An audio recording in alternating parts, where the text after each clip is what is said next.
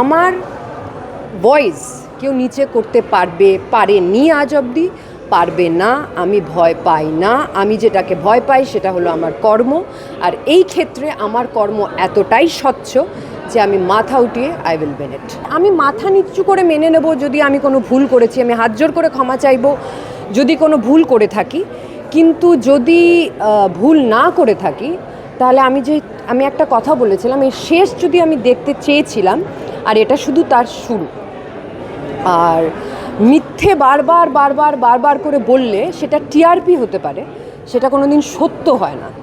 আর আজকে আমি নিজের জন্য দাঁড়াইনি, আর আমি আজকে একটা গ্রাম থেকে উঠে এসেছি, তো সো আমি আজকে 15 বছর 2010 ধরো, 2009 থেকে কাজ শুরু করেছি, 2010 ধরে নিই, আজকে 2026-এ দাঁড়িয়ে আছে।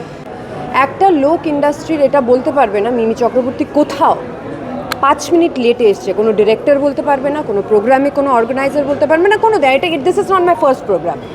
আজকে আমি আমার অপমান নিয়ে প্রশ্ন উঠিয়েছি বলে সেই জিনিসটা ডাইভার্ট হয়ে এমন একটা জায়গায় গেছে যাতে সেলিব্রিটিকে অ্যাকিউজ করা হয় যে আমি লেটে এসছি। কারণ কি এটাই লোকে খাবে, কারণ কি লোকে জানে যে সেলিব্রিটিরা হয়তো লেট করে,